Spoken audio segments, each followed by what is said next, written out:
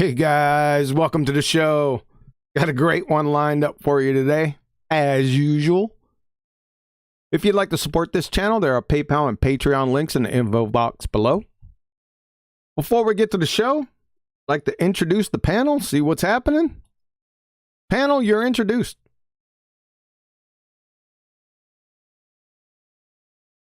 Yeah, so what? I thought, so the first panel member with an attitude.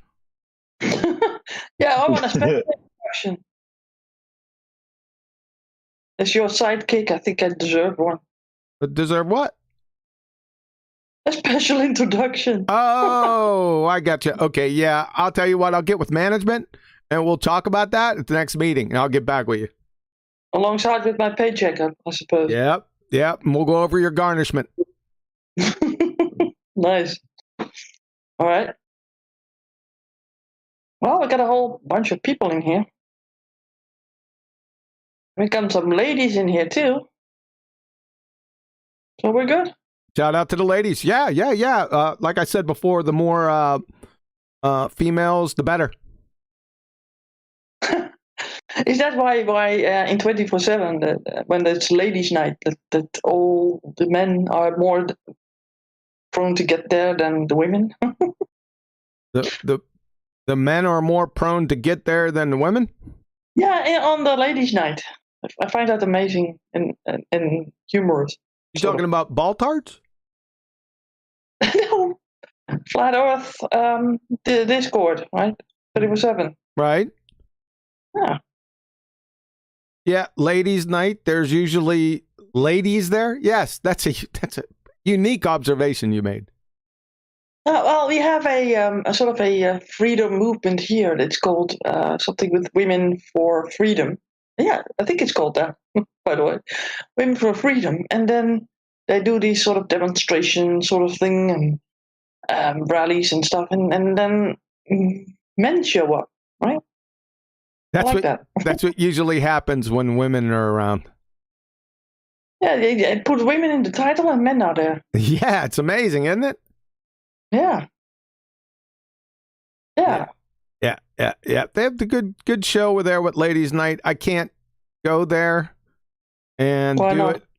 Well, because go ahead, I rumpushed you. Go ahead and give your backstabbing reason. Go ahead.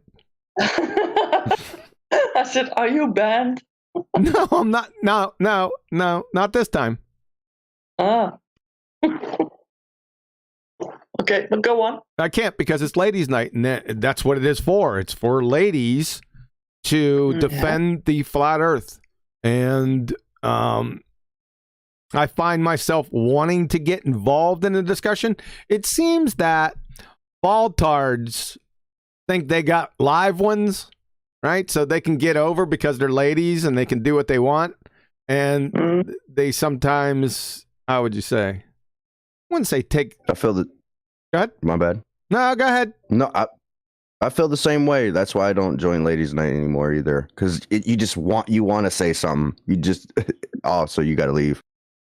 Yeah, so it's really hard to stay on mute, and you got to because it's ladies' night. I mean, I don't want to interrupt them, right?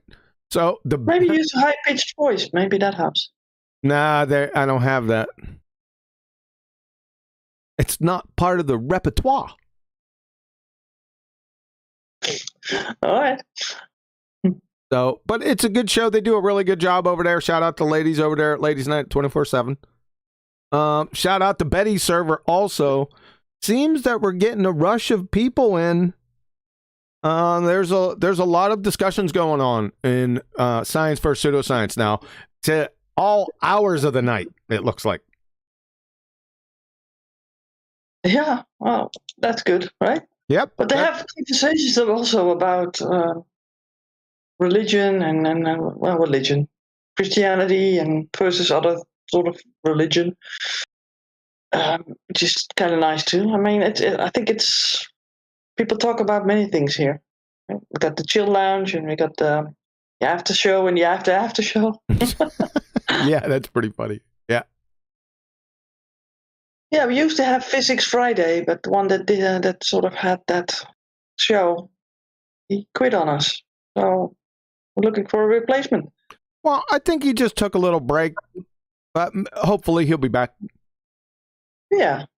Well, shout out to Daily T. Yeah, nothing personal. Danny, I'm going to have to run the planes flying backwards numpty clip in the next couple. Just sorry about that. Just don't tune in. And it's only one numpty clip from you. It'll be okay. Well, it is kind of funny to say that planes fly backwards, right? It was at the moment. I took him right where he wanted to go. Yeah. So, Well, yep, go ahead. in Baltar world, it should be that way, shouldn't it? Yes, as soon as I heard Coriolis effect, whenever I hear that, I really nowadays don't like to get involved in a discussion because the previous reasons I mentioned. However, I know right where I want to go with it because it's easy to just direct them on the foundation of the Coriolis effect to planes flying backwards. They got to admit that because as soon as because they're thinking in those caper-sized piece of horseshit between your ears, they think in there that some type of conservation of momentum is a play, even though they don't know what conservation of momentum is. They think they know just by the phrase, but they don't know. It is, how would you say, a target-rich environment for planes flying backwards. So he couldn't go any other way, perhaps, than that. Make that statement. Well, I helped him a little bit.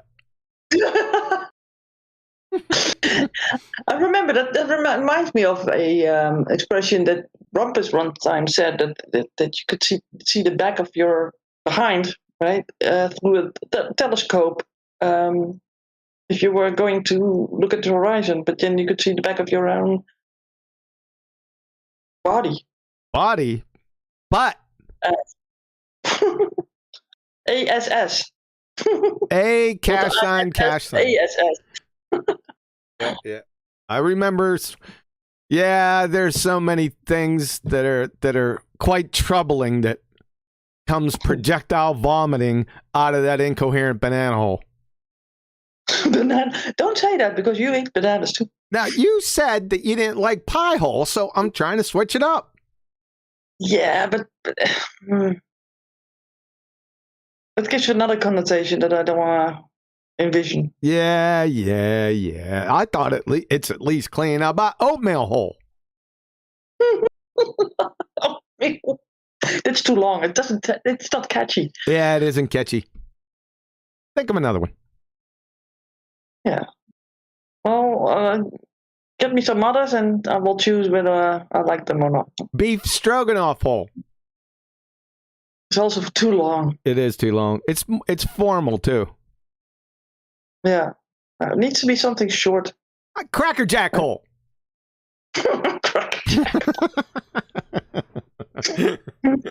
Crayon hole. Yeah, that's it. I was just gonna say it. Oh, you got it. It's still mine though. No, it's not. I took over. Yeah. Adam, where are you? You're really late now, man. Yeah, and it's not even England that is doing the footballing here, the soccer. It's not? No, it's the Ukraine against the Swedes. Oh, there's no excuse, sir. Well, maybe having tea is the excuse because Yeah. Having tea. Why am I doing that? Having dinner, right?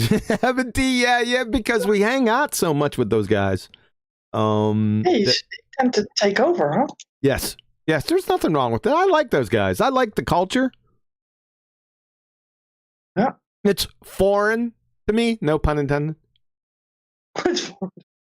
Well, yes, you still have to use a translator with the English, don't you? Oh, with some, yes. There's no doubt about it. Yeah. Adam, I need a translator. Yes. I find that funny because you would think that having similar words in English, right, that would sort of translate well, but it seems that it's still another world, right? A common people separated by a common language? Is that the saying? Or does it go something like that? Yeah, sort of. Yeah. It's probably a little bit more nuanced. I think I screwed it up, but that's all right. I'm allowed to. Yeah. Well, that's your English. Don't you worry about that. What's for dinner? What'd you have for dinner? Me, I had some soup and just bread. I didn't have any fantasy to eat something else. No, what type of soup? You just can't give a general. I had soup. Oh hell! And then I have to sort of oxtail soup. Oxtail soup? What the hell is that? That's the literal translation of it. It has I beef want to in know it. what it is. It has beef in it, and it's really good. Some leek in there, and Yuck. noodles. Yuck. No, it's not made from yak. No, the yak is some other animal that we didn't put in our soup yet. Not a yak, a yuck. The yak. Well, whatever. Remember that Mr. Yuck sticker I sent you that one day? Yeah. It was green. Yeah, I know. But yeah, you have that sort of idea with many things that I eat. Yes, I do. Yep. Like with the raw herring, right? Yeah, that's not happening. I'm not doing that. Cold herring and what else did you? Oh, the pizza with tuna on it. You don't like that? Nah, that doesn't go together. It does. Hey, what's up, James? Hello. How's it going out there, James? Good to see you, man. You've been around a lot lately. What's happening, man? You back home for a while? Yeah. Sorry to interrupt you there, Betty. Go ahead. Oh, yeah, I saw him too in the chat. Yes. Yeah. I put the phone away. I hear it going off. I put it away so it's not right here. Scares the daylights out of me. How you like me now? Huh? Well, someone is in need of you and you're not there. No, the families in the vicinity, they don't need the text. Well, maybe they do because you're behind the computer. Yeah, save for one, though. He's in Tennessee. Oh. Yeah. Tennessee. Rocky Mountain High! Oh, that's Colorado.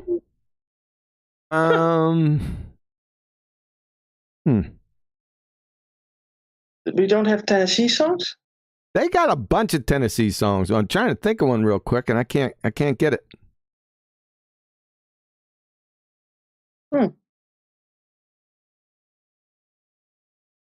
The Smoky Mountains. That's what it is.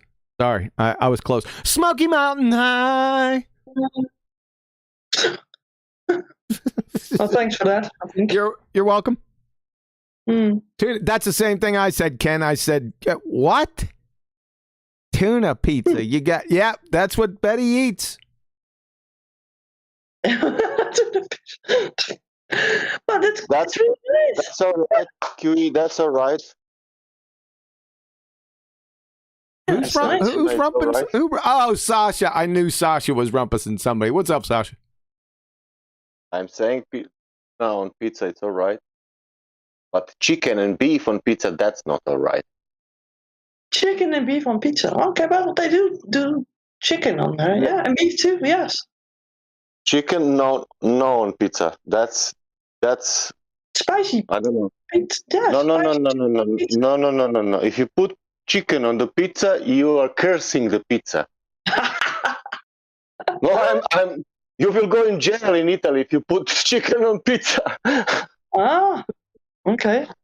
Practically, I'm joking, but no, you don't put that kind of meat on pizza. It depends. It depends if you're a chubby checker, chicken chucker. Depends if you are in USA, UK, or some another country. But chicken is not going on pizza. They have it here in Holland, and they also have it in Greece, I think, because I've seen it on the menu. And also you have gyros pita, which is also something that the gyros that they put on the pizza. Makes it kind of hearty, and people like it. Gyros?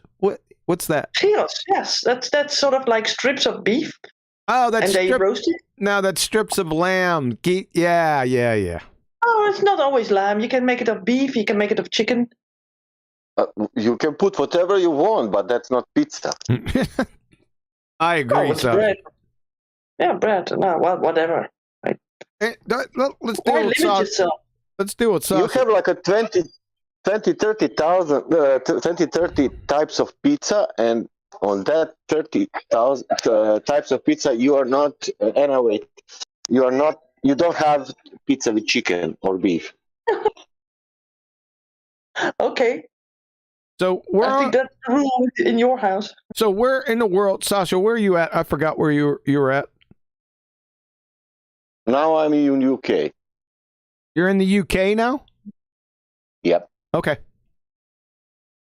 How did you end up? I lived in Italy 12 years. Where are you originally from? I'm from Croatia. I knew that's why I liked you. And in Croatia, you don't have pizza with beef. Betty. In the meantime, I need to play video game with my daughter. Okay. Yep. Someone else that has the roots in Croatia.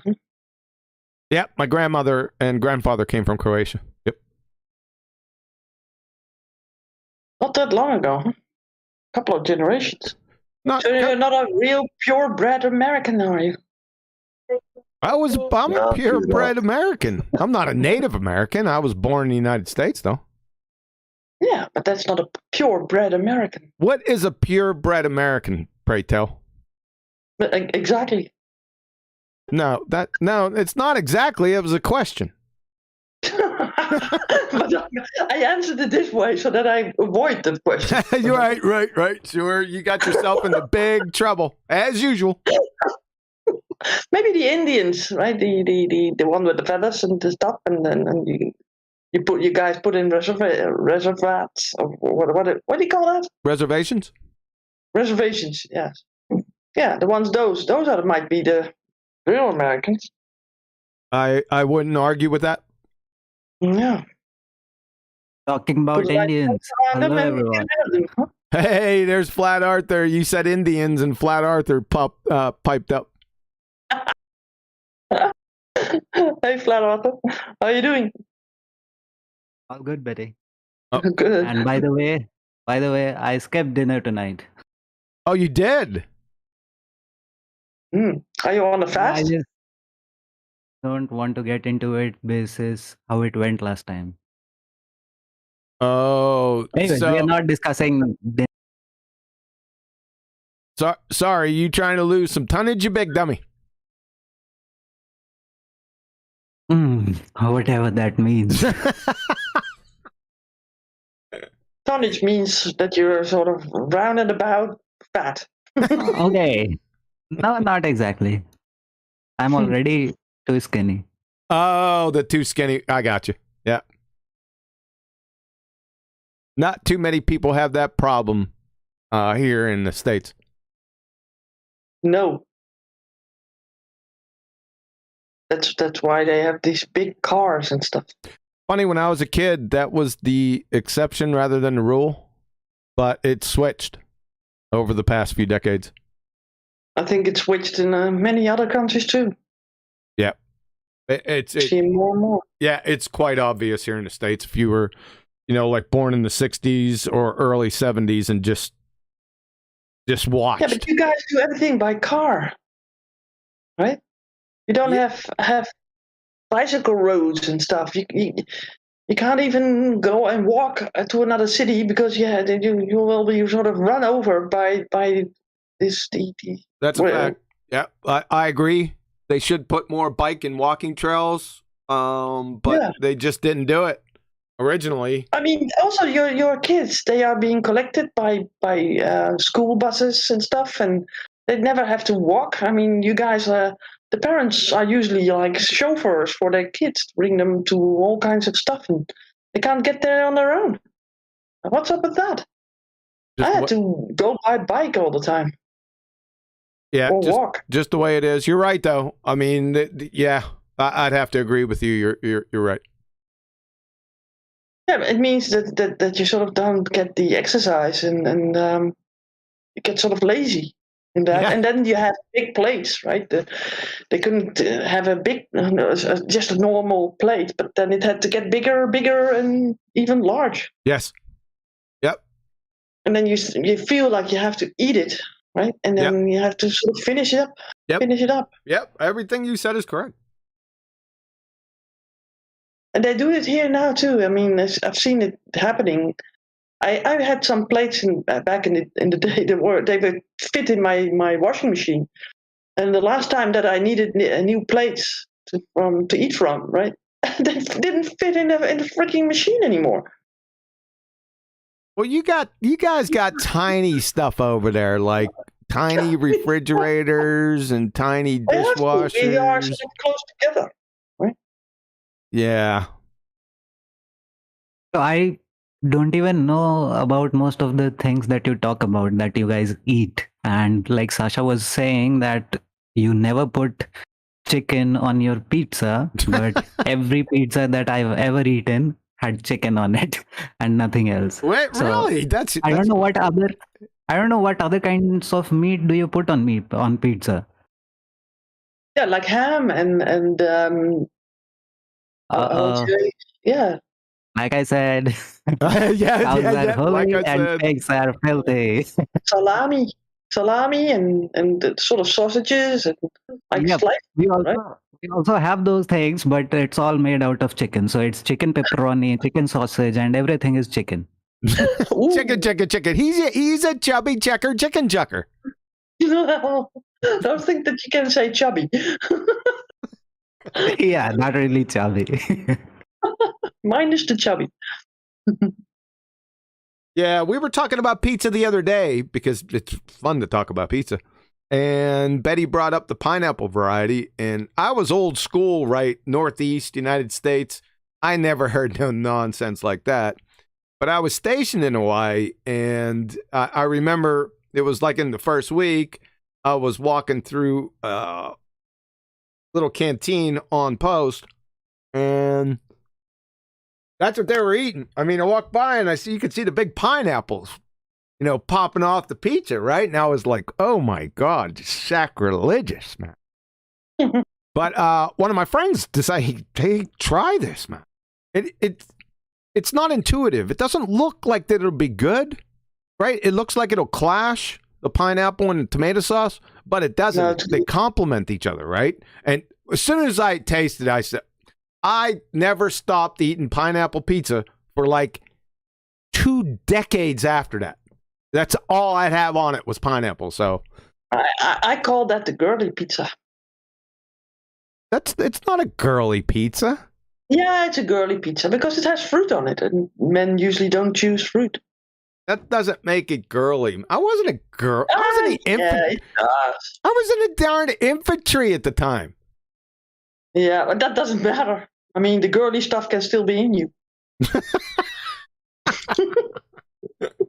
Yeah. Too funny. Let's settle for gay. Gay would be a better word. Yeah.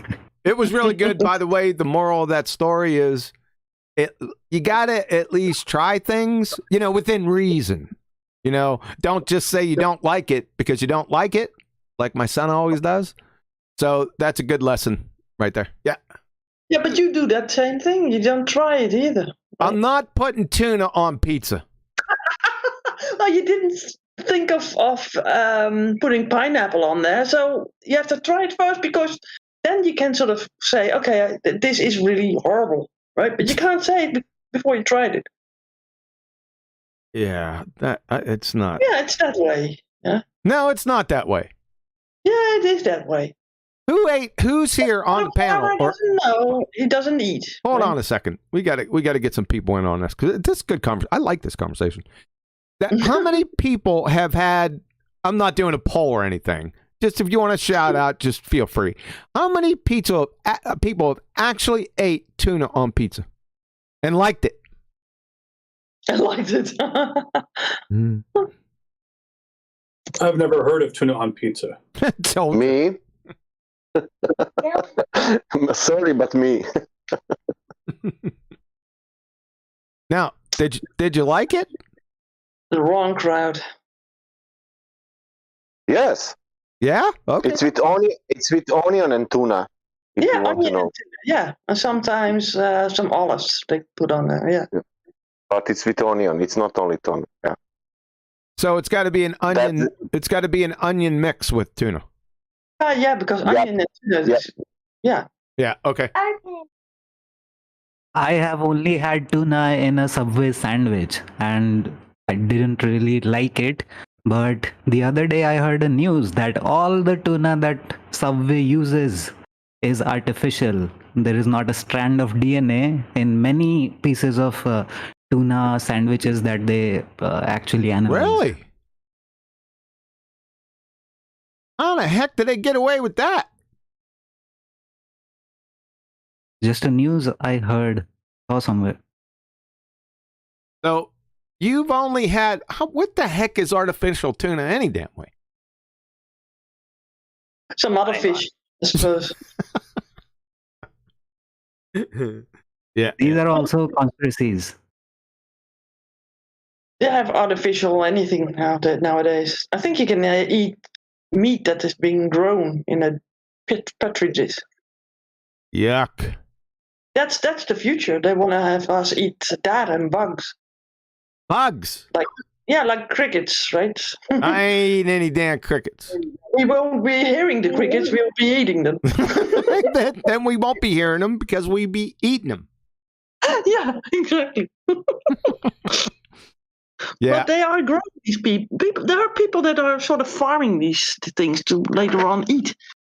I mean, in China, for example, everything that has a sort of a heartbeat or is alive, they eat it.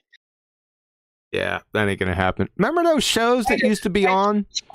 Stuff, and they put a nice sauce on it, and that's crunchy. Now, remember the shows that used to be on? Now, I don't know if these aired over there in the Netherlands or over in Europe, but they used to have shows and have people eat weird stuff, right? Yeah. Mm-hmm. I never liked those shows. No, it gets freaky. What's the weirdest thing that you have ever seen someone eat? I don't like the topic. If it's not like, how would you say, kosher? I don't want to have anything to do with it. Well, can I elaborate on what I saw people eat? Yeah, go ahead. Eyeballs, From what? straight on, from pigs. Yeah, no.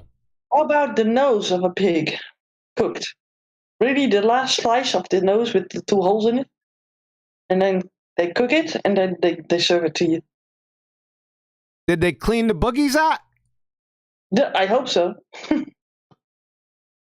They ate that. Yeah, I don't know about that one. That one might go. Look, we're losing people by the second with this.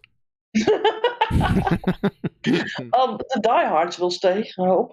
Yeah, diehards will stay because they want to listen to that special interview we got coming up. Yep, you have to wait for that. It's too bad. Mm-hmm. We're not starting off the show with the interview.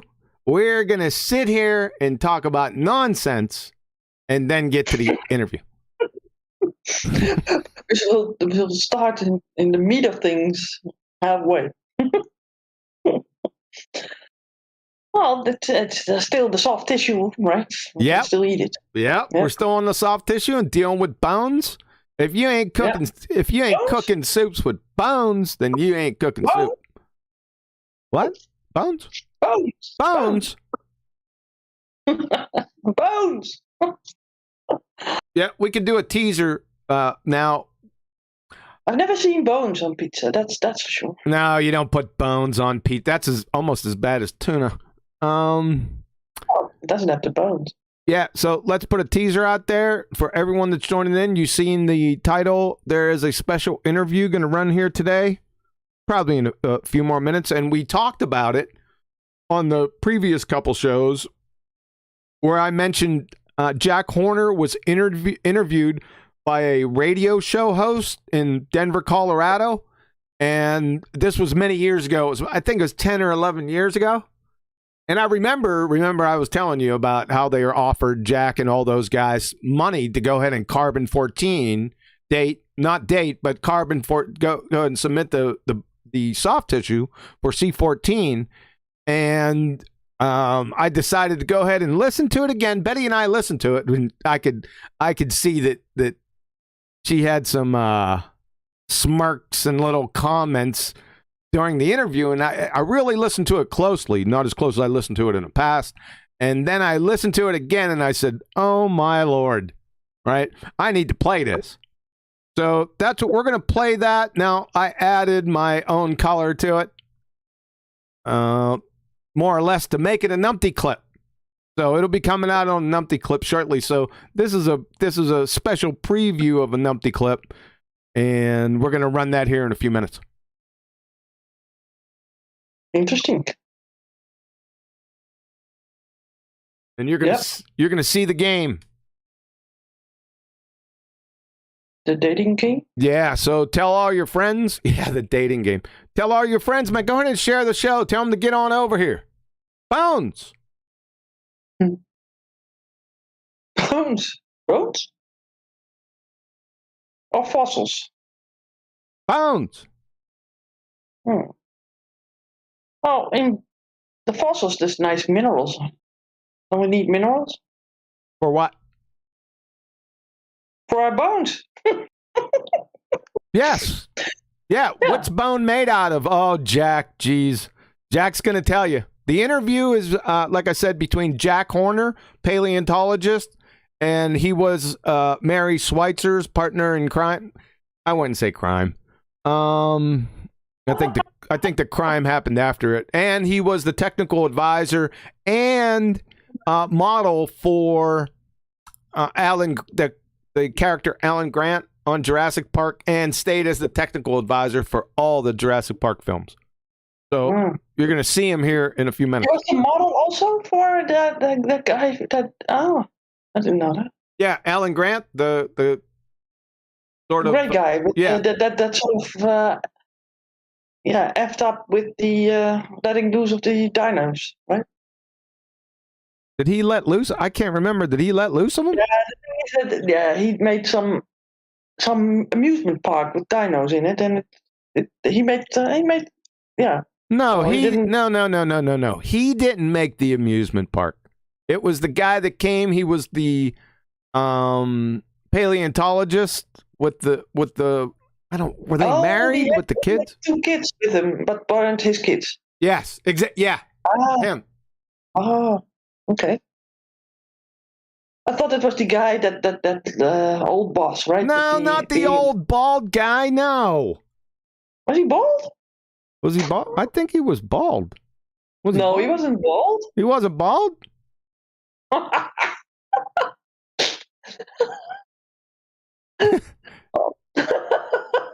I have a bad record. I need to see that movie. Yeah, I was thinking the same thing, right? I'm trying to think back. Was he bald? Did I screw up? You know what? The most scary part for me was with the with that first Jurassic Park movie was when that one of the velociraptors is jumping up, and when they are at the ceiling, right? And then the last one sort of came through the ceiling, and then they thought they were almost safe, and then that thing that jumps up and tries to snatch them. Oh, and the other one jumps and snatches him before the T-Rex gets him? Yeah. No, it's earlier on. They escape through a tile in the roof in the. Yes. Yeah. When he comes up, his head pops up, and they're trapped between the ceiling tile and the roof. Yeah, that was a little scary. Yeah. You're high, man, almost. I see it. Yeah. And also when she's when they are in the kitchen, these kids. Yes, the kitchen. Yeah. The girl is in one of the cabinets of the kitchen and tries to shut down that door or something. Yes. Yeah. I immediately thought of that when you said the scary part. I immediately thought of the kitchen. Yeah. That's because that gets sort of close, right? And when they are sort of running around in your sort of like private space. They had some hard heads too, man. They're banging up against that metal door. They were putting some dents in that damn thing. Yeah. It reminded me of ball tarts. Well, do they have teeth? The ball tarts? I Like just that? give them here's what you do with ball tarts, right? And Evo tarts, all you have to do is just give them a piece of colored tape, and it occupies them for hours. I heard you say that. Colored tape, is that like in the rainbow colors? It could be any color, just colored tape. Could be a rainbow.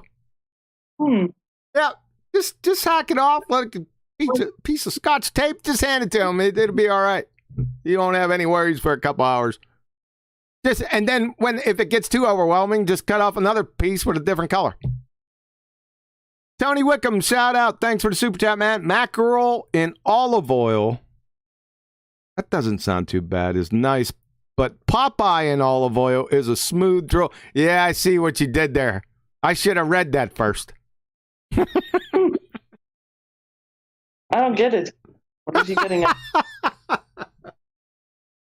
Tony, she doesn't get it, man.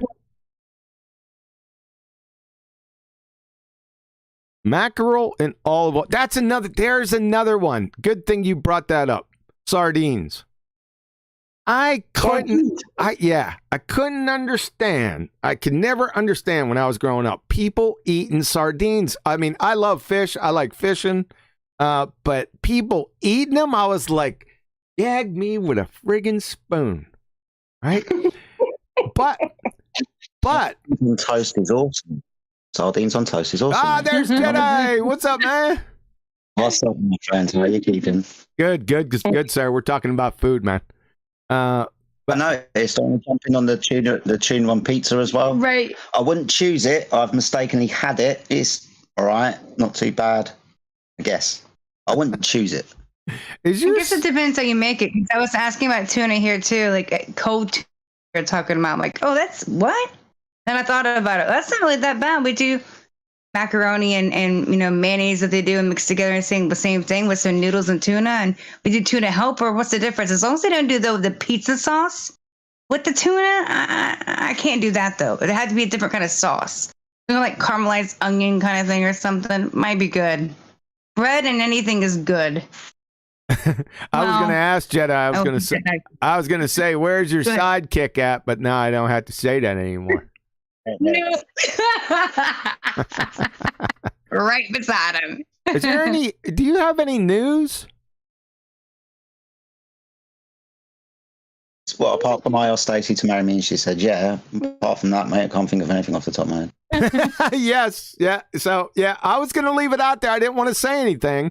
If you didn't say it, I was just going to pivot to another topic. But we have some lovebirds in our nest. And Jedi and Stacy are getting married. What's the date, sir? I haven't got an exact date, but we're looking at February, March of next year. Yeah. February or March of next year. Congratulations, guys. Yeah, Thank you, guys. We appreciate it. Birds nesting, huh? It sounds like Lama Ding Dong Jam Panda thingy. Shamalama Gamma Panda Ding Dong has nothing to do with him. Oh, he also was sort of into the birds nesting and stuff. Yeah, they have this affinity, the ball-tards, with birds for some reason. I don't know why. It's because of the dinos. They are sort of like ancient birds, they say. Oh, yeah, that's right. They do say that, yeah. Clowns. Yeah. Oh, yeah. All right, so what do you got? So it's starting to slow down. We got the tuna with Pete. Wow, what was I saying? See, guys interrupted me with the sardines. That's what I was on. Oh, yeah, the sardines. Yeah. You said that you liked fishing, huh? Yes, but then I would say, I think fishing for sardines would be nasty. No, not fishing with sardines, no. But I used to catch a lot of minnows. When I was really young, that was the thing to do, with nets and stuff. But then, as I got older, then you use those minnows as actual bait. But anyway, they look like sardines. And that's what it looked like to me when I first seen them. Somebody opened up a can and I said, oh, goodness gracious, Lord, save us. And they started eating them, right? The whole thing. Now, not as big as a herring. They're smaller. And you could hear them crunch a little bit. And I was like, oh, I'm going to lose it. But They do put those on pizzas too. Yes, they do. Now, I wasn't going there. However, so I was real hungry one day in the military again, and somebody had brought with them because they're small, right? You can carry them with you, and it's a good snack, I suppose. And it had a little hot sauce in them, right? And I was really hungry, and he opened up and he, give the gesture to offer them to me, and I had that look on my face. He noticed the look, and he goes, You never ate these before? I said, nope. He goes, listen, just try one. Close your eyes. Yeah, and I tried it. I'll tell you what, it was delicious. I think he sort of tied you up and fed it to you. He did not. He didn't have to do that. He offered it. He offered it politely, and I tried it. It was delicious. Ah. Yeah, right? yeah. Now, I don't go out of my way to go buy them and eat them, but at that moment in time, I remember them being very good. Yeah. Aren't they very salty? You can get them unsalted, right? You can get them all kind of different ways now. Yeah. Yeah. Well, they're kind of small, aren't they? Yeah. Yeah. So when you said I liked fishing, and I think that would not sort of like be like prize fishing if you fished for a sardine. Yeah, I'm not fishing for sardines, love. Although I think it's more interesting if you catch one. Catch a sardine? Yeah. It's more difficult than a big one. You can see a big one. Bones. Yeah, there's big bones. Get here. Okay, we're at about 43, 40. John, stop talking about eating or fish, or I'm going to make you swallow a live eel. That's another thing. I'm not doing any eels. Yeah. Well, we eat eel here, but it's sort of roasted. Yeah, Eel is delicious. Unagi, oh, it's my favorite. I love unagi. The little bones. The little bones have this texture to it. It's amazing. I love the little bones. Well, there you go. Yuck. Yuck. Righteous. You eating any eel? I'm not even sure what they taste like. See. What about tuna on pizza? On pizza?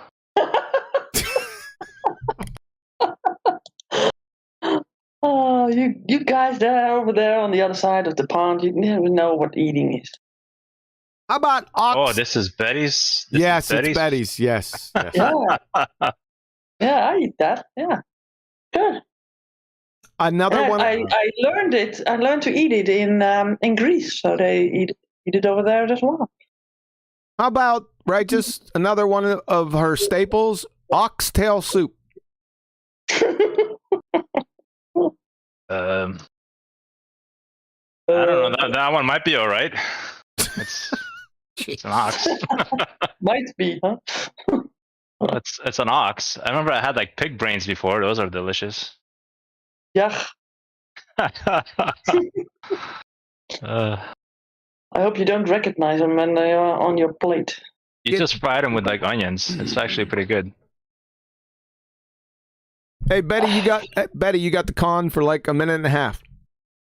Minute and a half. Okay, well I'll do a shout out for a super chat. Tony Whitcomb says, "Food is my speciality, but Numpty Clips fills my belly." Question mark with laughter. That's cute. All right. So, what else do you have in Canada, Righteous? I'm not familiar with Canadian stuff, but I remember when I was in Romania, those were the best eatings. Oh man, those are good eating times. We used to people would cut pigs there, and then would just a whole day of just feasting, just from cutting a pig. So it was like a lot of good stuff you can make just from cutting a pig, all kinds of stuff. You ate the whole of it, huh? Yeah, a lot of almost nothing goes to waste. You even use intestines to clean them out to make sausages and blood sausages and all kinds of stuff. Why they all do kinds that? of sausages. What's that? Yeah, they do that from the entrails, right, of the Yeah, we clean them all. Yeah, we'll clean them all out and we use them for casings.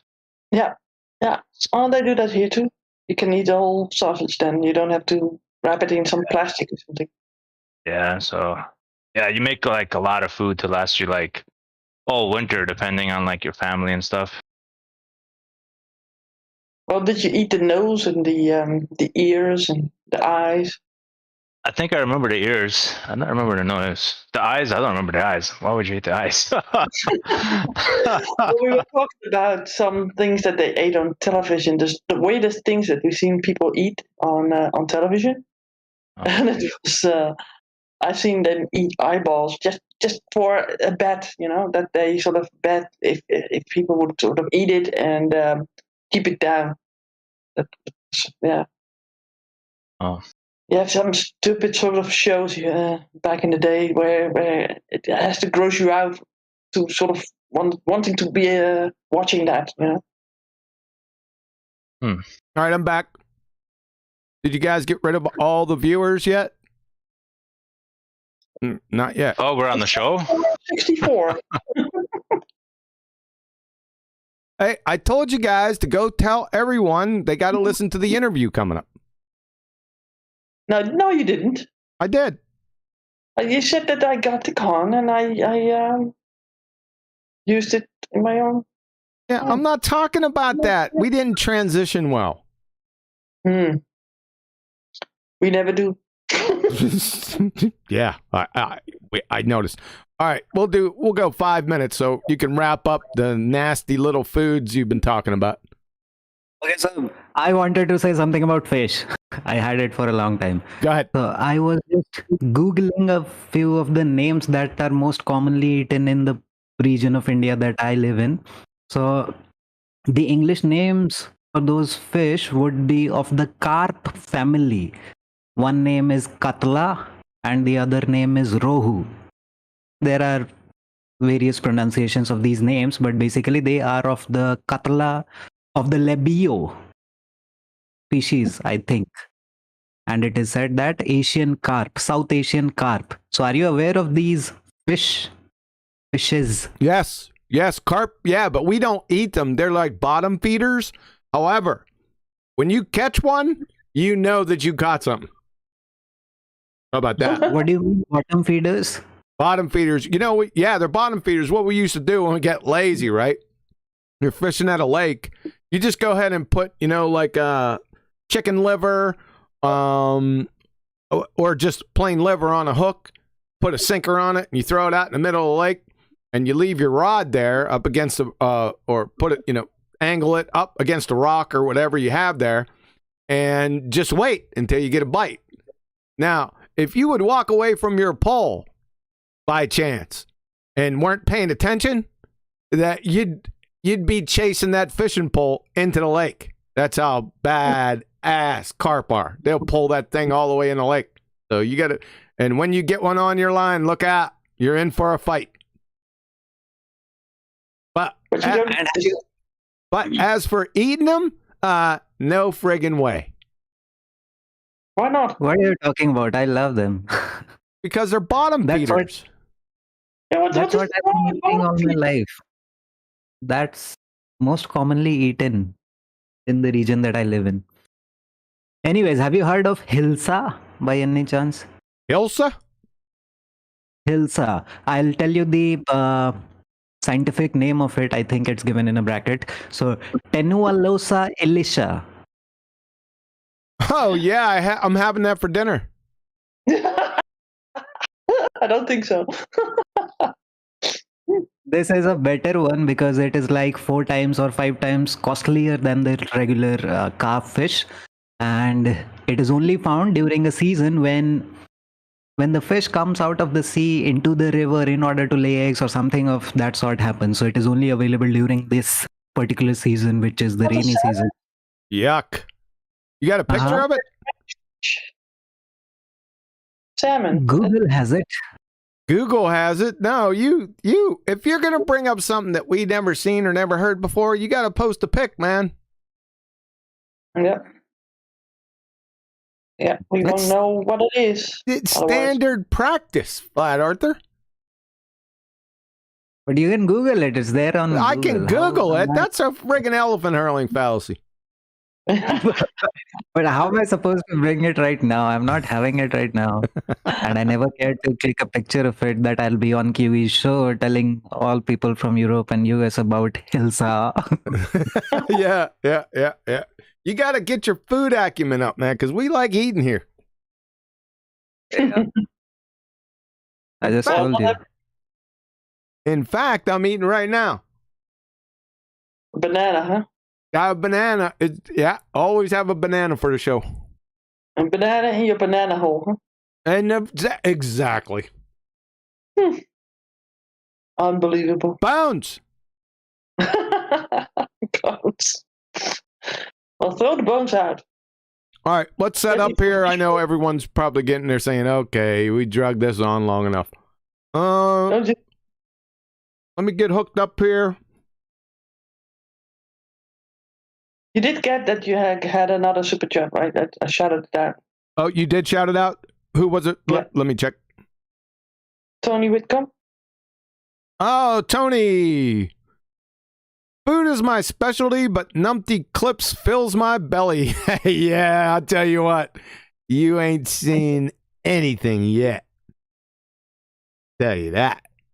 So stay tuned. All right, let's put this over here right now so I can take it. Let's get some people fed then, huh? Say again? Let's get some people fed. Let's get some people fed with what? Bones. Numpty clips. For crying out loud. Oh, yeah. Oh, they're coming. They're on schedule. Sweetheart. Oh, thanks. All right. Let's get. I'm glad you didn't say darling, like in a derogatory way. All that talk about food got me hungry. Thank you. Guess what's for dinner tonight? Oh, get some meat on the bones. Get some meat on those bones. We got spaghetti. My favorite. Yeah. My personal recipe that I... With tuna? No. No. In fact, I developed it over like 3 years. Perfected it. It was right around 1995. Right around. Would it be plain, or have you got soft tissue of macaroni or spaghetti on your plate now? Say that again. You said you had perfected it for 3 years, and I think, well, it might have walked off your plate already, but maybe you have soft tissue of Yeah. just spaghetti on your plate now. Yeah, number one, it wasn't the spaghetti because that's like, if you could fog a mirror, you can cook spaghetti. I was talking about the sauce, to be specific. Oh, you can do it, huh?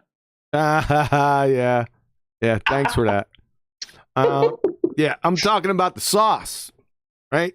It takes it's you gotta have your act together.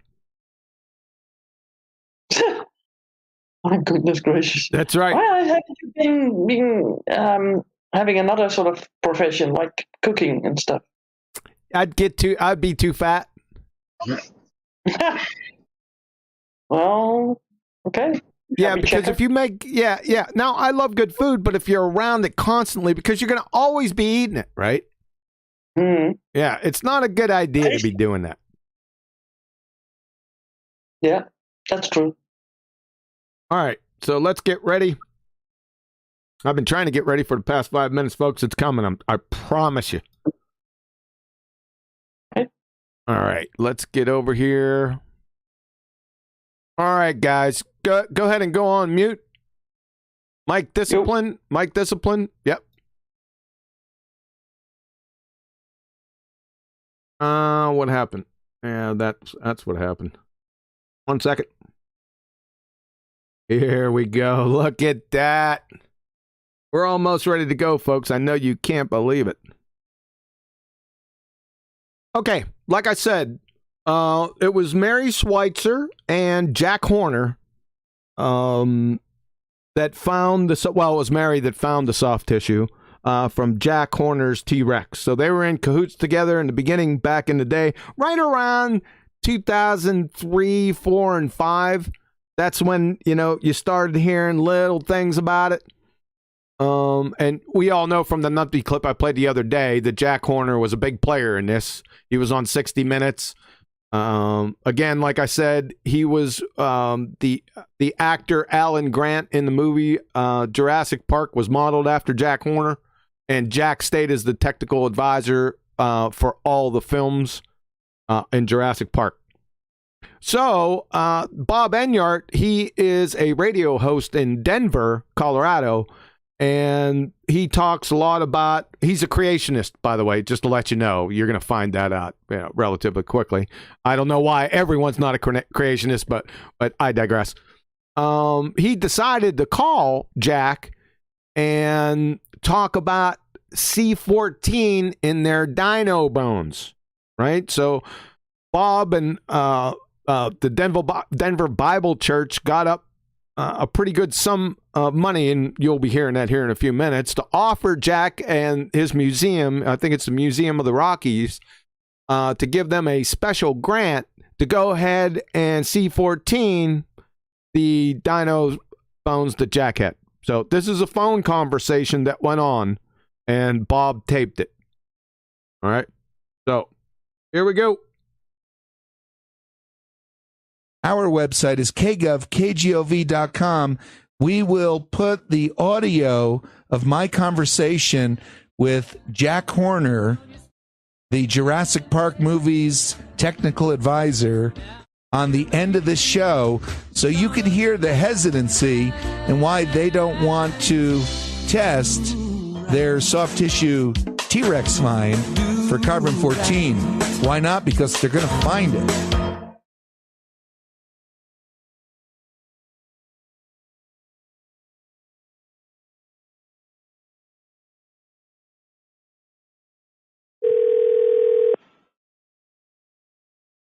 Hello.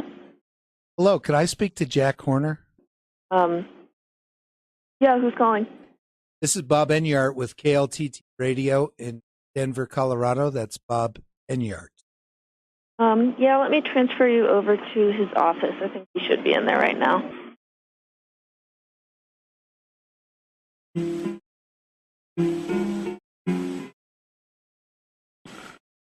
Hello? Hello, Jack. This is Bob Enyart with KLTT Radio in Denver. Uh-huh. How are you doing? Good. Jack, I sent a letter to Bob Harmon a few weeks back offering the museum a grant of $8,000 to do a carbon-14 date test of that soft tissue T-Rex you guys dug up. And he said he would forward that to you. And I'm wondering if you saw that or considered it. Well,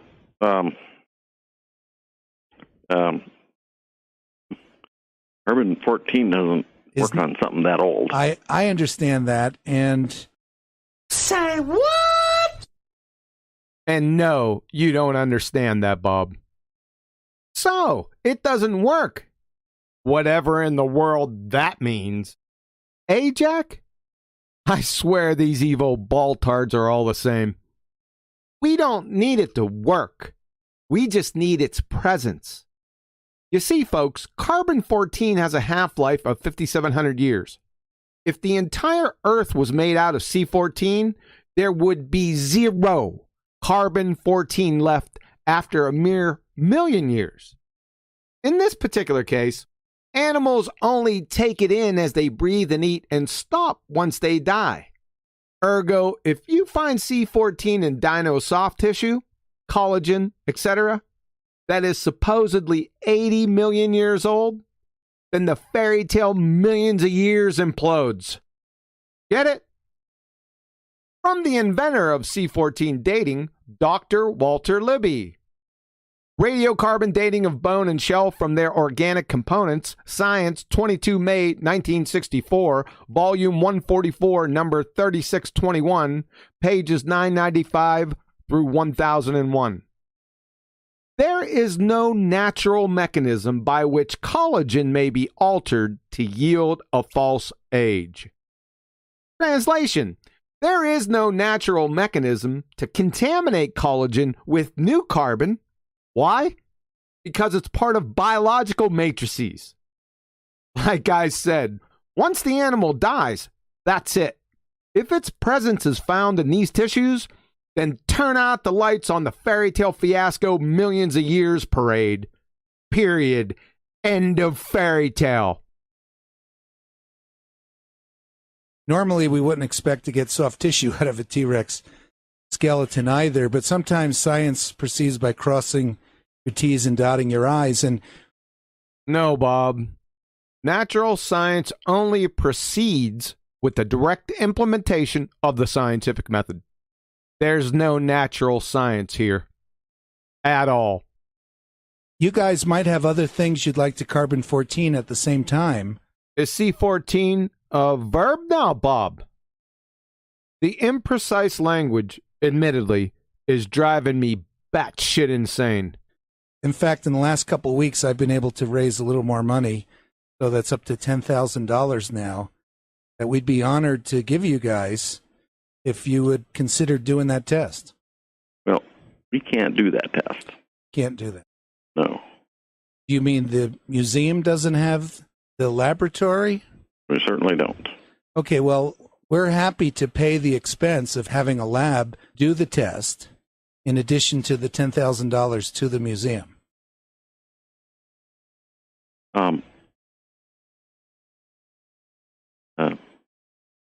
You know how carbon-14 works? I swear, Jack, say that works shit one more time. I yearn for it. Look at you, big dummy. Newsflash, Jack. All that's needed is C14's presence in the soft tissue, for f***'s sake. That's it. Duh. What's your play here? It's one of two scenarios. Number one, you think you got a live one here, being that he's a, quote, creationist, unquote, and you can baffle him with your Evo-tard bullshit.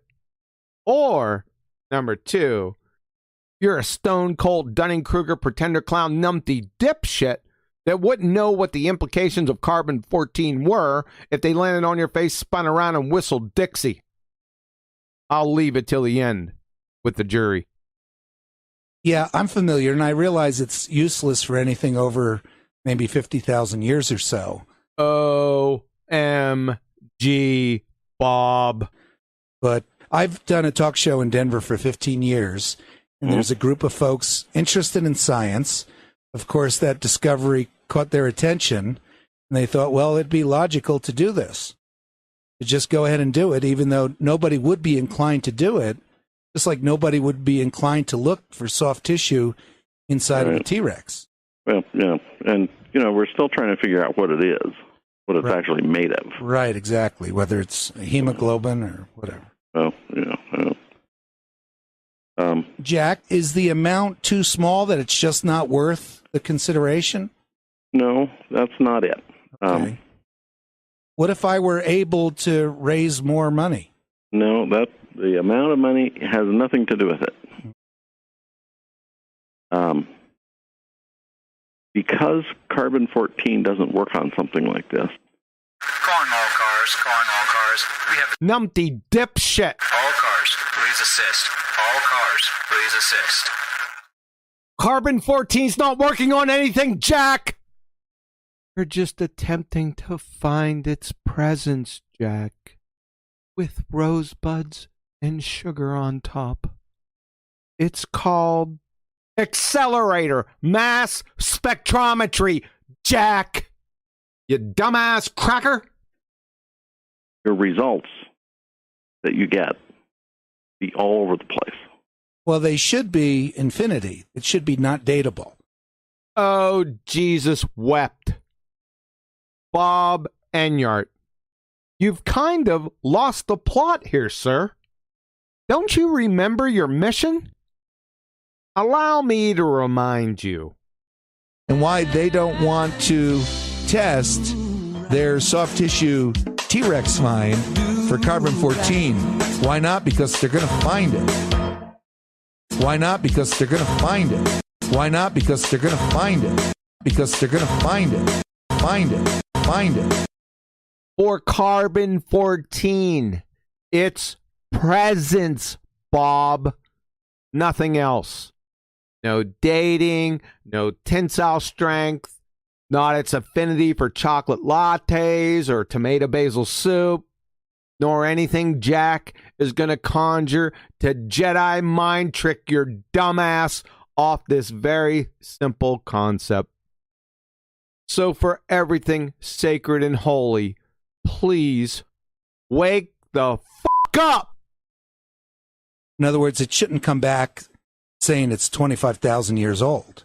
Right. It should be infinity. You deserve everything you get here, Bob. And so that'll be a worthwhile... Well, infinity isn't exactly what you get. Okay. I mean, it's like trying to date a piece of concrete.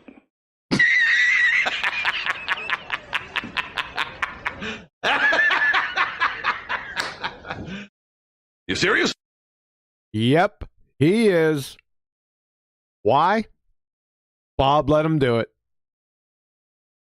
Right. You wouldn't have to have carbon in it. Right. You wouldn't use carbon-14. Now, the skeleton is not fossilized. Isn't that true, or largely not? Well, the bone is made of calcium phosphate. Oh my God! Jack knows what bones are made of! Honey! Call the president! Call the American Medical Association! Eureka! So the answer to Bob's question, is the bone fossilized or not, is to tell him what bone is made of? Your piercing intellect is otherworldly, Jack. How do you remain so laser-focused? The actual answer to his question that you dodged, Jack, is bone. The bone away. The bone away. We do this bone. Bone. The bone away. The bone away. Bone. We do this bone.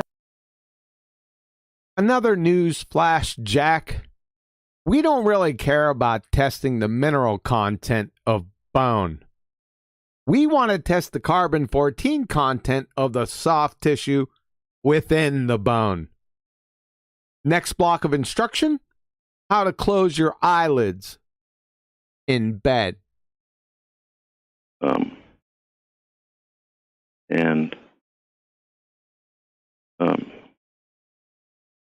Like I say, we're still trying to figure out what the actual soft tissue is. Right. And we were hoping that a test like this would just add another bit of scientific information that you would have at your disposal. And also, in that grant letter, we asked if it could be a blind test with 5 different specimens, and therefore then the museum could test 4 other specimens that you might want to have carbon-14 dated, and so you could put it all in the same batch, and those testing then will pay the cost of that. That'll be free to the museum plus the $10,000 grant.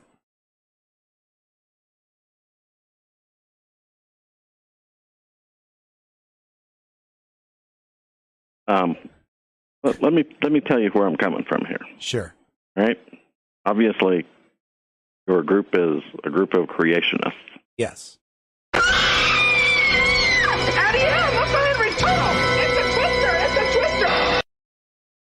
So now we get to the actual heart of the matter. It's not the belly laughing my number. It doesn't work. Or the money, or what bone is made out of. It's because of creationists. Makes perfect sense, Jack. Thanks for showing your Do 7 offsuit so even the can't fog 'em ears are dumbstruck as to how easy it was for you to give up your fairy tale pseudoscience Politburo religion. Thank you, Jack. You're ace.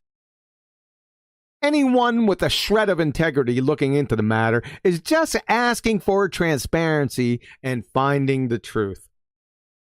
So it doesn't matter if Algonquin lepers shooting Ebola vapors out of their arse are requesting it, Jack. By the way, you're not a creationist, Jack?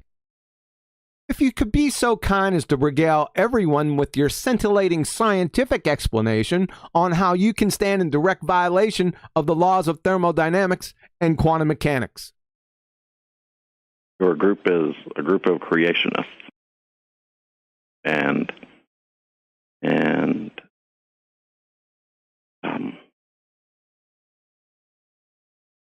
And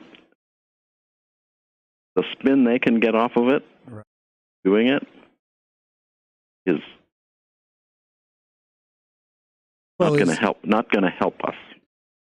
Yeah. So even though it's just a scientific test, they're not Well, asking for voodoo not or a, anything. It's not actually a scientific test. That's what I'm trying to tell you. Correct. At least you got something right, Jack. Most are probably chalking it up to the broken clock, if you know what I mean. Carbon-14 dating something with soft tissue in it. Jack, if I could raise $20,000, would it be worth?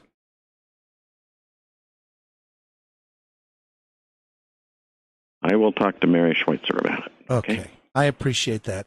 And how about this? I'll resend you the grant letter with the amount of $20,000 in it. And then you could talk to Mary and we'll see where it goes. I want to know what group is sponsoring it. Well, it's quite an eclectic gathering, Jack.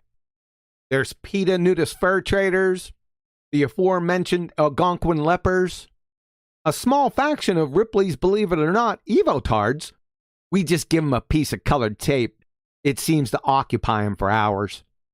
The majority are regular Joes and Bettys that have this overwhelming sense that they're being hoodwinked by psychopathic pseudoscience pretender clowns with secular academic credentials that are actually fanatical religious zealots that couldn't tell the difference between their ass and a slinky. But, and I can only speak for myself, I think you've stamped those concerns right out of them today with your honest, transparent, and completely down to the grassroots earth coherent interview today. Now, how about that C14 test, Jack?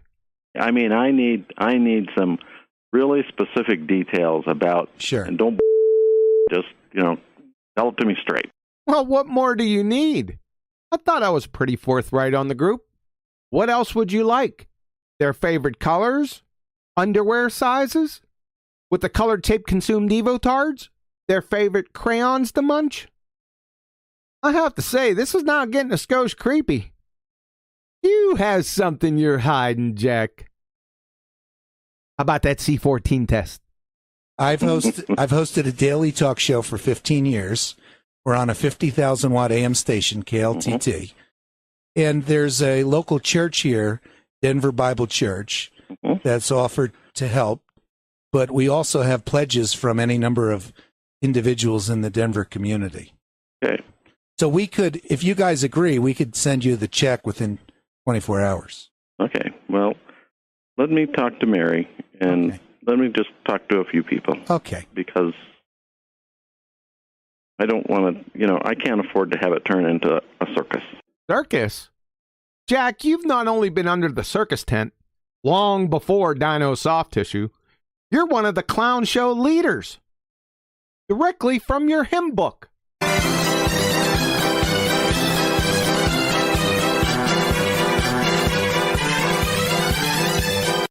Right. Well, I do understand that, and I appreciate your time. So, okay. I will see Mary this next week. Oh, that's fabulous. I'd be happy to call you back in 2 weeks from now. Mm-hmm. All right. Thank you so much, Jack. You're very welcome. Okay. Thanks. Bye-bye.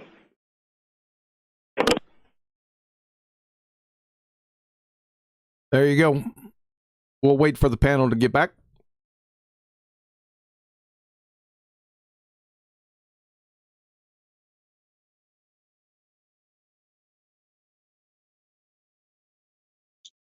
Yeah, I'm here.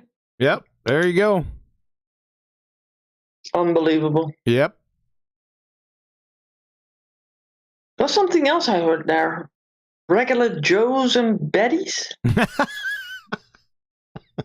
Yeah, just regular Joes and Bettys or Susies or Wendy's. Yeah. Yep. Are there any regular Bettys? You know what I mean. Yeah, I like your Betty bread maker stuff. Yeah, Betty bread maker and Joe Coffee. Yeah, that's who I'm talking about. Pick another name, for crying out loud. There are many of them. Fair enough. Yeah. when he said something like the us, like where was it again? That won't help us, he said. And I thought, who's us? Yeah, it was. Yep. There was a number of, you have to go back and re-listen to it, because that's what I remember. I told you that. I listened to it years ago. Then recently I listened to it as a result of the Miles Davis fiasco.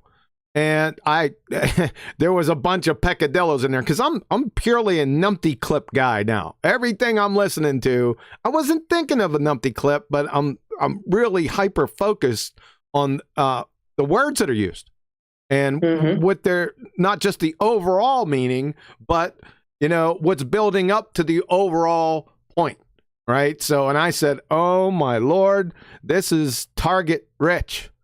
Oh, I decided to go at it. Over a couple days ago, I decided to go at it. So, yeah, there's a lot of peccadillos in there, and you caught one. That's one of them. Yeah, I didn't say too much about it, but you're right. I mean, you can hear from this guy that he's sort of a gatekeeper, right? He doesn't. He's sort of on his guard all the time, and not open at all, not interested. No, he's. I think if you would be a real scientist, you would be sort of like jumping on every sort of opportunity to sort of go after the truth, right? To go after facts and sort of ascertain truth by doing the experiment and trying to ascertain what you got, right? But it doesn't seem that they're busy on really discovering what it is, because he sort of left it there and there it is, right? He just said it. He said, "Well, we still don't know what it is." And then the guy said, "Hey, hemoglobin."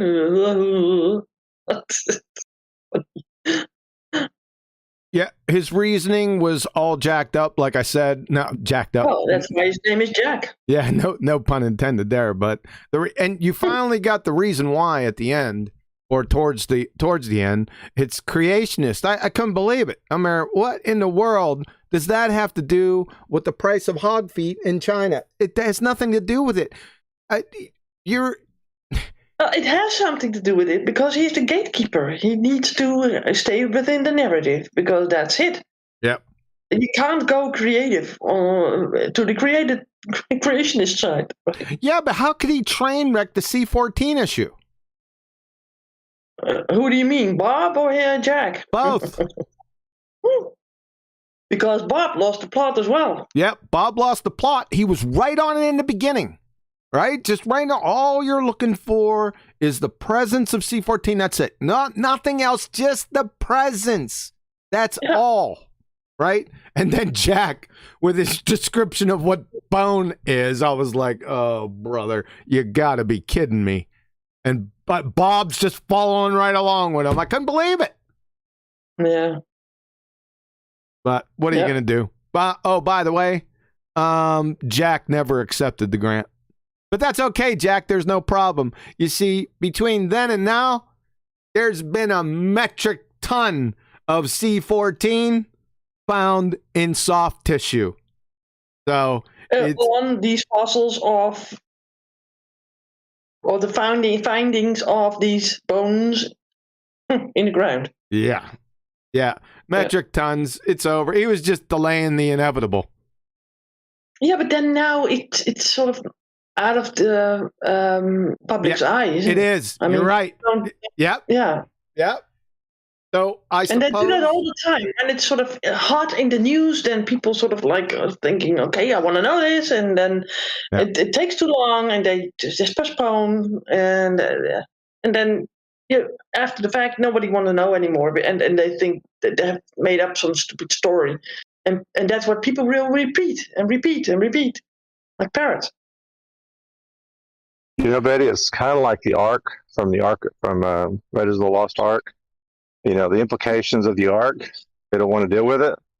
So they take it and they put it in a warehouse, box it up, and forget about it. So, Exactly. Yeah.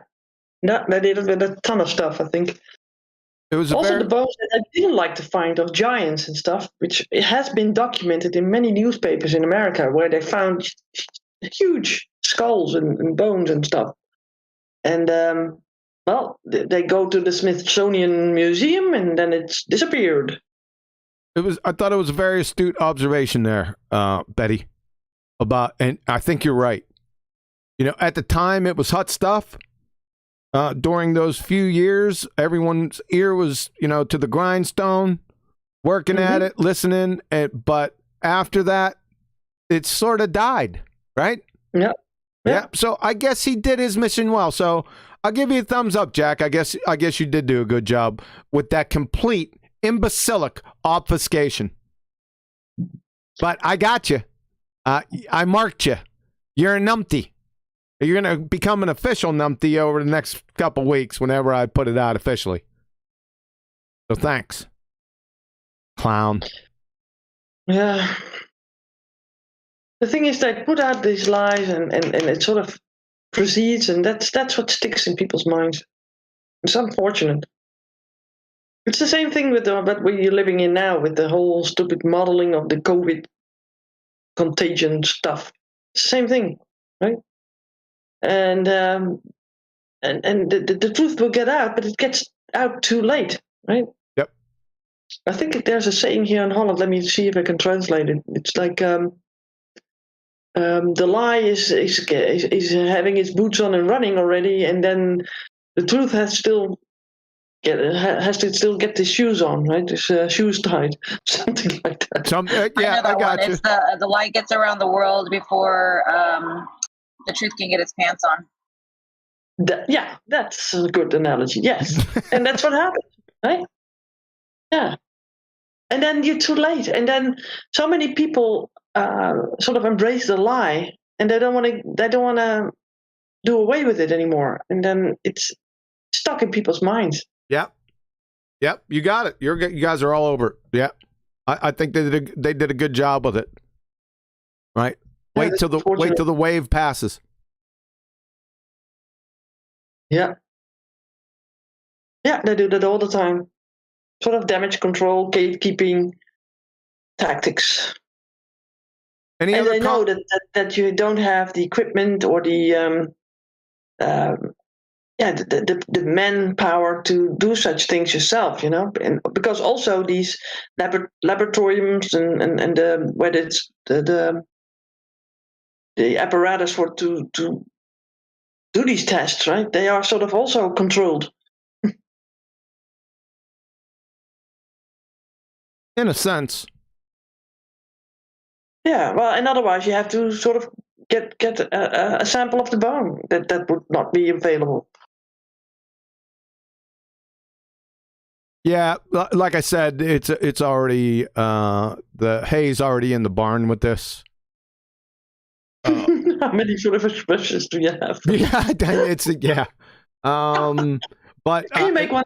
Go ahead. Can you make another one up? Not on the spot, no. But the hay's definitely in there. It's all stored in there. You just have to know where to look for it.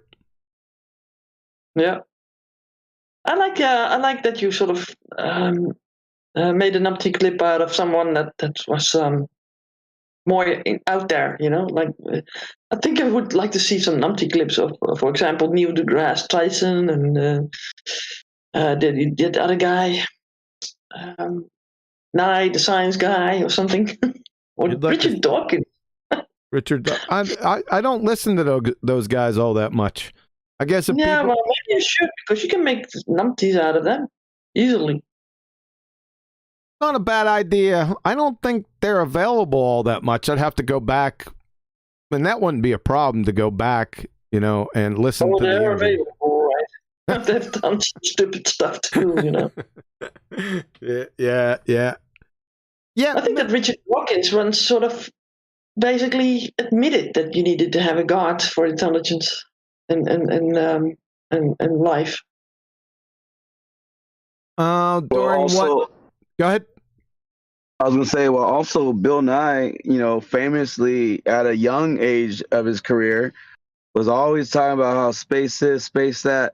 But later on in life, as he got older, he has that clip where he's like, the Earth is a closed. Like we cannot leave. Like he totally changes his story or his teaching, if you will. But he said he himself said it's a closed container. Like it's you can't get out. The closed circuit. I think he said. I'll look for it. I'll post it in chat. Yeah, was it about that girl that asked him a question if he could go anywhere and couldn't we sort of shoot the debris into space that we want to get rid of? And then he said, well, you can't put your garbage in space because we can't get anywhere. I think it was something like that. I'm looking for it right now.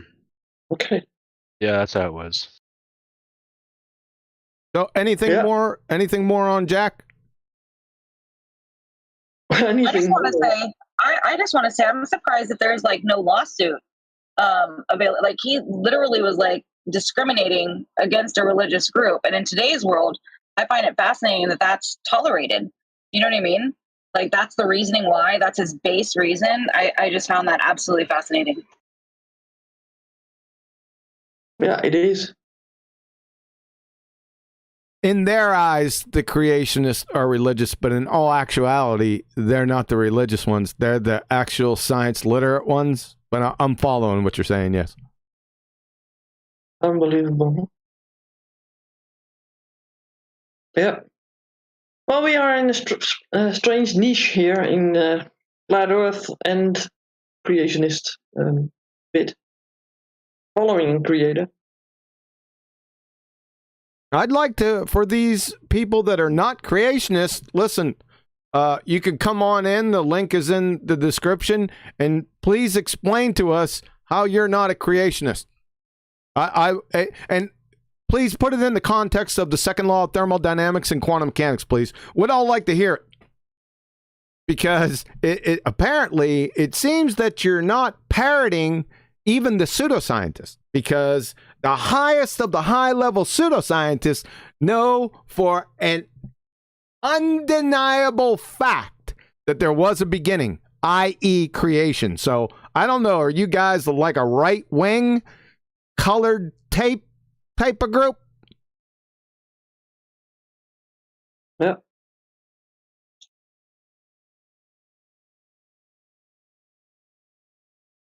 Yeah. You got a super chat, by the way. Go ahead.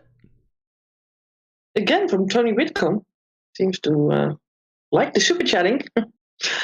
Did evolution leave behind the heirs that's supposed to turn them into humans? Begs the question, doesn't it? Hey, thanks a lot, Tony. Ape, yeah, Ape. I knew I was gonna. You didn't have to super chat again, dude. I knew you. Yeah. I knew you meant apes. That the R is close to you. Yeah. Evolution. What's that? You don't super chat again. It's rhetorical question. We'll ask the panel because, like I said, I always stop and ask as soon as I hear the term evolution in any context. I know. I'm a little bit gone in that respect. However, it serves the end does justify the means. Evolution, what's that?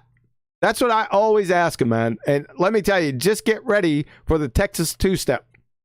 I mean, the rope-a-dope did make Muhammad Ali blush. Mm-hmm. Yeah. And that's exactly how Bill Nye, the science guy himself, takes the question of evolution. So he can be quoted saying, once in a while, I get this question, get this claim from people that they don't believe in evolution. And my response to them usually is, why not?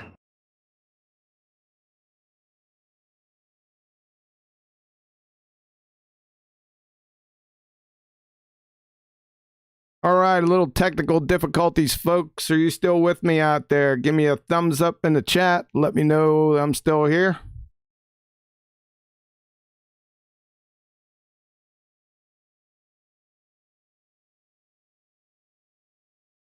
Give me a thumbs up. Are you hearing me out there? Hello.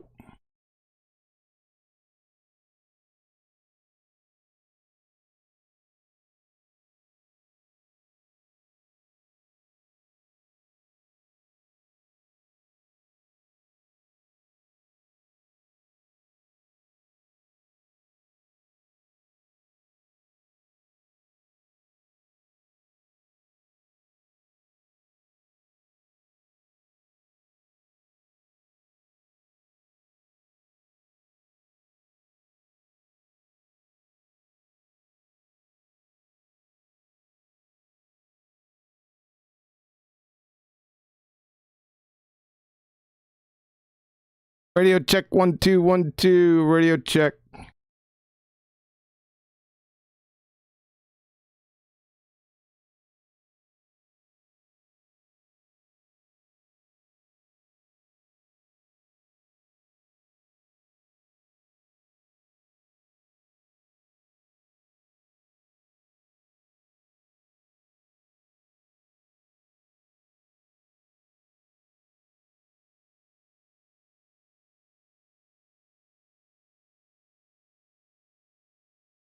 Radio check 1 2 1 2. All right, is there now? Radio check, yeah, I just got back. Crash again? Yep. Wow. And you know, I'm not streaming in Discord, so that was not it. Yep, it got a little hot. So I'm going to have to get that looked at. Yeah. Strange, huh? Is it still streaming? I can't get any. Yeah. Yeah, it's still streaming. I heard you on the live stream. Yeah, sorry about that, folks. Got a little overheating and it went down. I typed a message in chat out there, but no one responded. I did, but I saw it late. Sorry. I'm not seeing it on the stream. I think my studio's down. Okay. Yeah. So we're back up. Sorry about that. Yep. Oh, it seems that they want to shut you down. No, I don't think it was anything like that. No, I think the computer got a little bit too warm. But you have a fan over there, right? Say again? You have a fan. Yep, I got a fan blowing on it. Oh. Maybe they need a tornado on it. I'm going to have my guy look at it again. Yeah, this is happening too frequent now. Twice in a row. Yep, this is the second time, and the second time, yep, that it got my attention. Mm-hmm. So we got a couple weeks till we have to stream again. So in between that time, I'll get it squared away. No, otherwise we have to go and go fund you for a new computer. No, it's not that bad. No. Computer's fine. I had you put a new heat sink in it previously. I don't know. It should still be working. I've been noticing it getting warm lately. Maybe it's not working as well as it should. So he'll check it out. He'll hook me up. Okay, good. So where were we? I think we were talking about Flat Arthur, and he had some words he had to say about evolution and Bill Nye. That was where we ended. Oh yeah. I don't know if Flat Arthur is always on deaf mute, so he can't I put the link of Bill Nye that he was talking about, the closed system, in the chat. Where? Oh yeah, I see it. Okay. It's in Discord chat, huh? Yeah. It's at 3:24. If you fast forward it, he says, and he just, I don't know, he kind of has like a weird look on his face too. Like he's just like told, like if he's just sick of it already. Like maybe he finally like is just done living the lie. I don't know. Well, yeah. Bill Nye living the lie. He looks exhausted.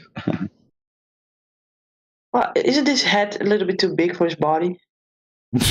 Come on now. It always has been. It always has been. But I think it's because he's so thin in that white coat that it makes it look even bigger. Too funny.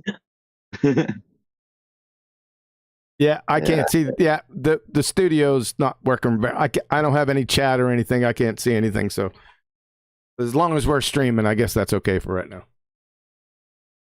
Yeah. Well, have we gotten any points that we need to go over with this? I don't think so. I think that was pretty much it. We can get everyone's final thoughts on the matter.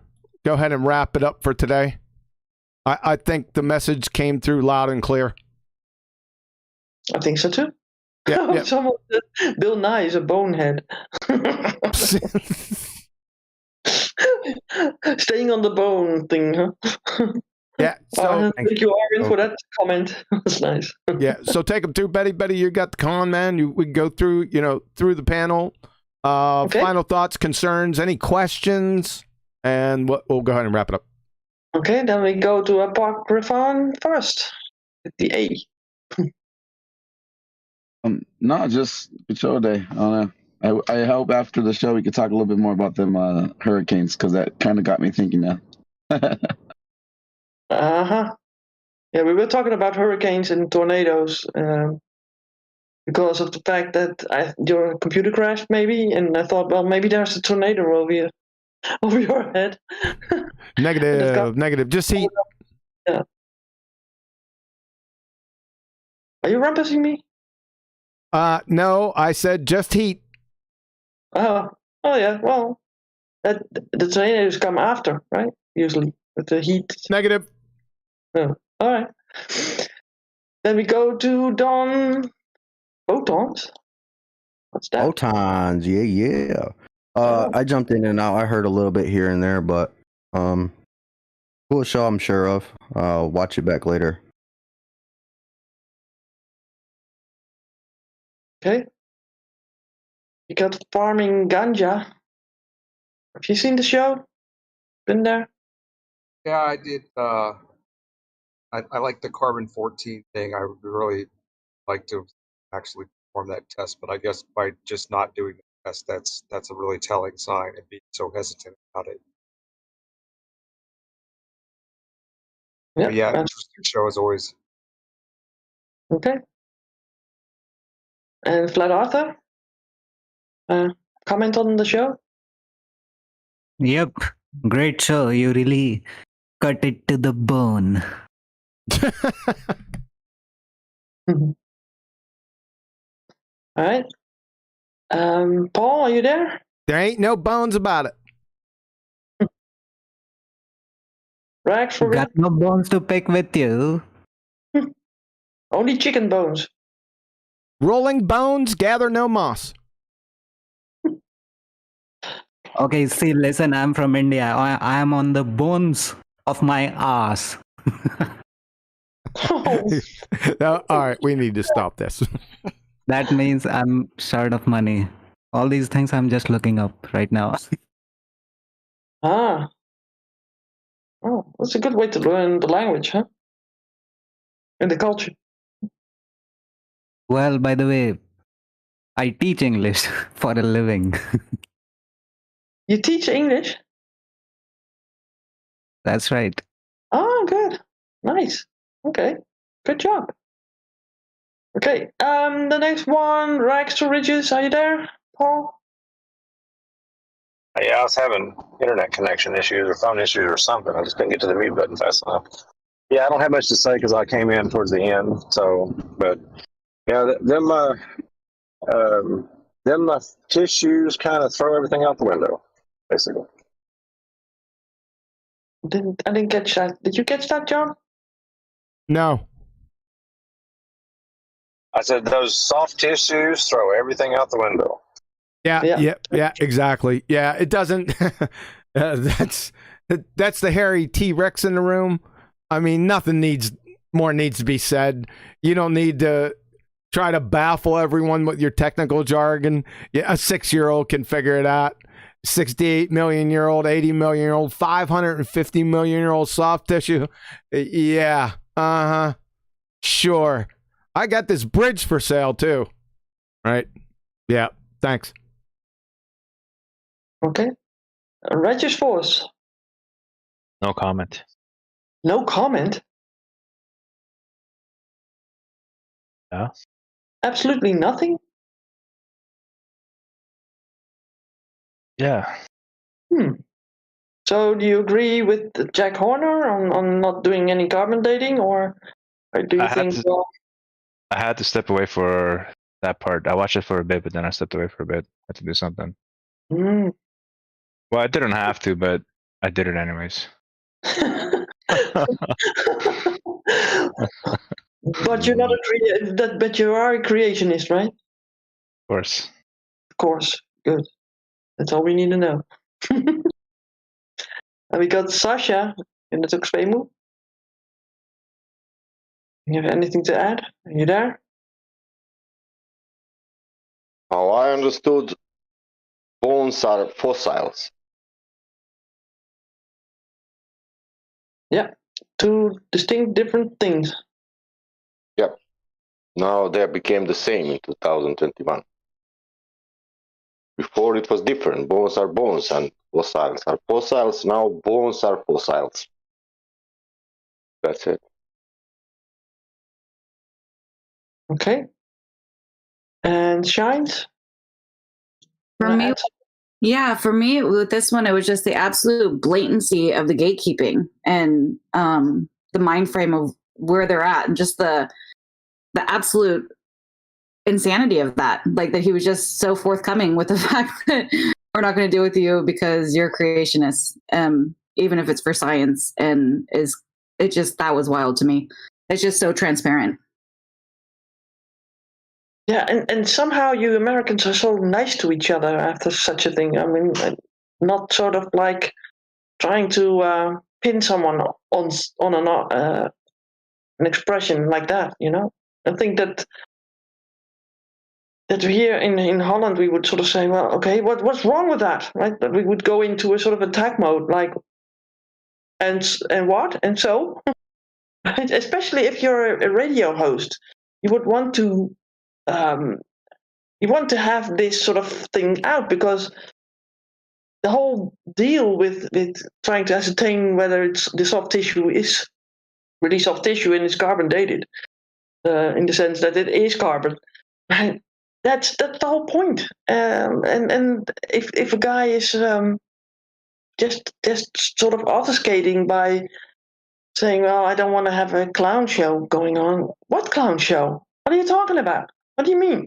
Right? Well, that's what I meant about like the lawsuits, because here in America, that's the way that people do get in people's faces, is by suing one another, right?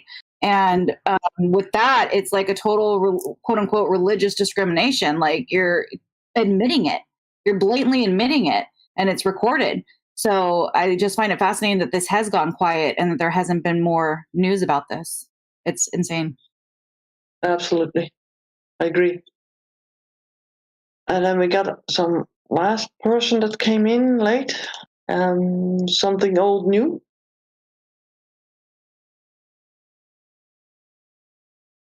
Hello, can you speak?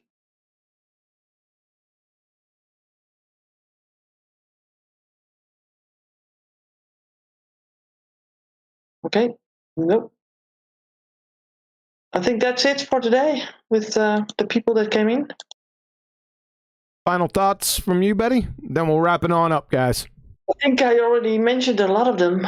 Yeah. I just don't get it. I just don't get it in a sense that people like lies somehow more, and that these people that are in these institutions like the universities and research and laboratories and whatever are all sort of gatekeeping a lie, and it baffles me that we're living in a big lie.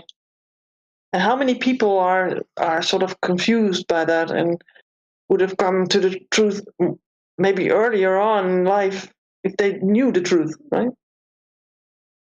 That's something that I don't. It's sad in a way, but yeah, it's all explained in the Bible why that is. People don't want to know, right? They want to not be responsible for their own actions of life, and it's easy to live that lie, I think. What are your thoughts? Yeah, there's a lot of deception out there. Paul, you wanted to say something? I see you lighting up. Good. Yeah, because kind of scenes and everything's been going on. I've actually seen, I think, people dig their heels in a position and they can't let it go, because if they do, the implications of it. And I actually listened to a podcast yesterday from Dark Horse Radio. I don't know if you've heard of that, but they were talking about how like grants within universities and how, that can actually cause things to be pushed under the rug or not looked at because, you know, they want to do the specific research, but, you know, but that may be going against something or going against the grant, they're not going to go after it, you know. And so there's a lot of, you know, motivations, I think, that go beyond, you know, not just the religious, but also financial, which also they not want to lose their jobs, or there's all kinds of factors involved. You know, that's why the government can't admit anything, because it would undermine their own authority if they admitted anything, you know, regarding anything. So, anyway, Yep. that's it. Yep. No, I agree, Paul. Yep. Yeah, I like that YouTube channel, Dark Horse. I've seen a couple of videos from them earlier on. They're good. Still baffled that they are around, because the censorship on YouTube is really big. Yep. So listen, we camped out here on the Bones thing for quite some time, a little bit longer than I expected. It's been dragging out. I wonder what's going to happen, you know, to drag it out even further. But we really, you know, gnawed this one to the bone. Yeah. We go ahead, Shines. You wanted to add something? No, I was just laughing. That was funny. Yeah. So I think we'll finish up here with Bones. Don't know the next one I'm going to do. I do want to apologize for the technical difficulties. I'm going to shore that up hopefully this week. We'll see how that goes. And stay tuned for the Numpty clips. We got a couple more this week. We got Sly, Sparkane, number 1 and number 2. Hope you enjoy them. And then we'll get on with business. We got a lot of business to attend to. Looks like we got some signature series Numpty clips. Not that they're all, you know, great in their own right, but the signature series are taking it up, you know, just a little bit, you know, just a little notch up. Looks like potential. They had 3 more signature series out there. Probably more on the horizon. But let's wrap it up for today, Betty. I want to thank the panel. Appreciate it, guys. Yeah, you got another super chat, by the way. Go ahead. It's from Unitox famous Sasha. He says, "If bones, then evolution." Yeah. Thanks, Sasha. Appreciate that. Anything else, Betty? Nope. Before I put you on mute. Yeah, I know. I'll be back in a couple minutes to talk to you guys. Hold on. So thanks a lot, guys. Appreciate you coming. Hopefully you got a lot out of the video interview. I don't need to say too much about it. It speaks for itself. So, take no prisoners. No quarter will be asked. None shall be given. And remember, Bones,